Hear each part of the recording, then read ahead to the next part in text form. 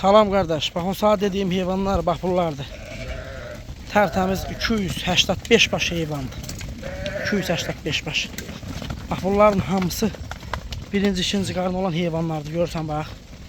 Bax bunların hamısı hələ birinci qarınlardır. Bax bu boz işəklərə bax bax. Heyvanlar komda satılır. Seçmə də satılır qardaş.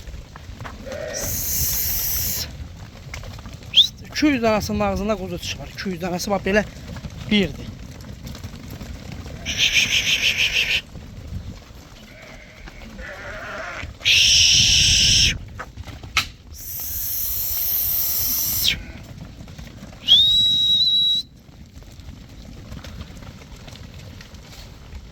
Görsən maşallah nə heyvanlardır.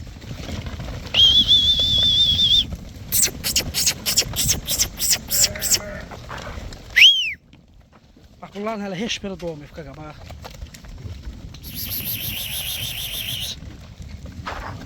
Görsən bu bozları. Bu günlərim də may ayının 28-i.